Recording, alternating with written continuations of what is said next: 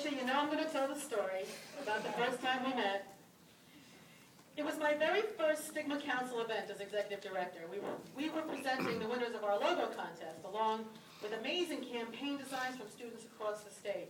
We had a great turnout, and it was what I thought was a great success.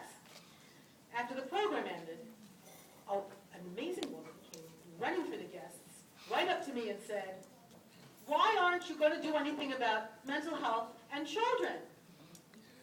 She was extremely upset and determined to get an answer from me, from this new executive director.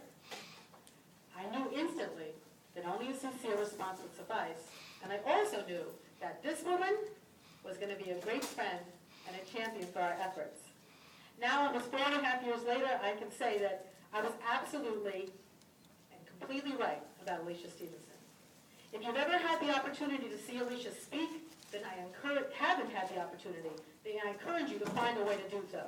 If you've never had the opportunity to work with Alicia, with you on an endeavor, I encourage you to find a way to do so. I saw her at the Naomi Mercer Walk just this past Saturday. As she whooshed by, she told a story about how she took her household budget spreadsheet to her local ShopRite to show them how much she spent for the year. And without blinking, she said to them, "I want you to match it." They didn't match it, but they gave her half. That's classic Alicia. And inside this ball of fire beats a sweet and caring heart that wants to change the world so that her daughters can grow old in a world without stigma. It is with great pleasure that we present the Ambassador Award for Individual and Families to Alicia Stevenson.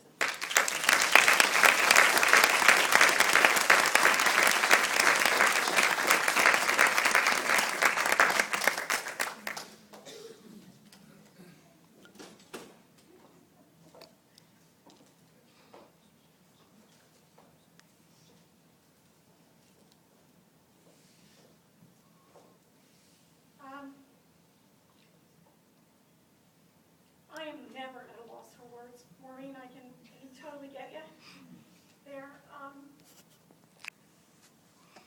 I met Tricia Baker several years ago on the phone, and we talked about her son Kenny as a mom to a mom.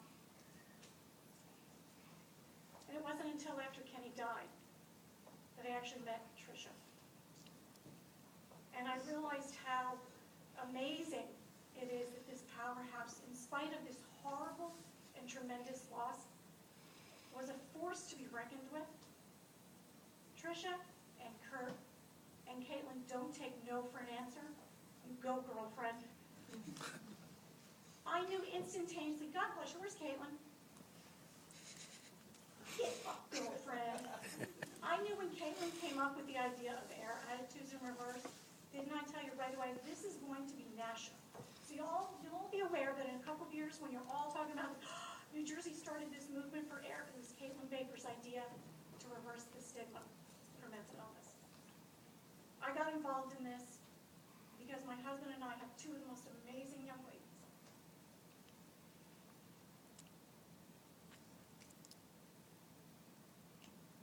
Promise to do this. I have a 25-year-old, God bless her soul, who's happy and healthy in New York City, and a 22-year-old little girl.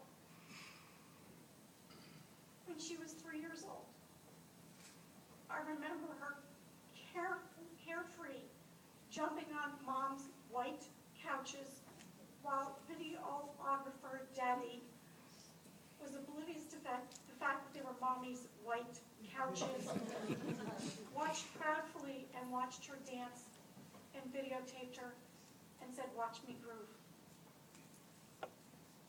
Little did we know that those videotapes would become very painful memories of a very fleeting, carefree childhood.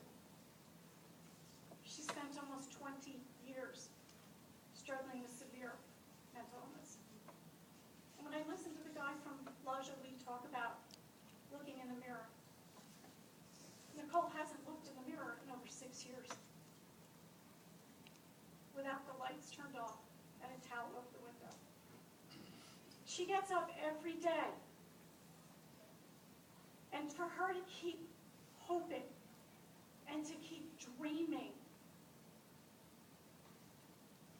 She wonders whether or not her presence on this planet will matter to someone, to anyone. I can tell you that what my little girl gets up every single day and does,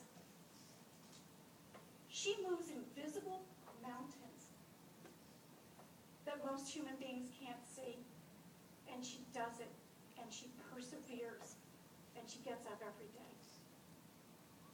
Her story I've shared throughout New Jersey, throughout the country. Her short story has inspired families to find their strength. It's also inspired them to find their strength in their children that they long forgot were there. Long forgot were there. Nicole?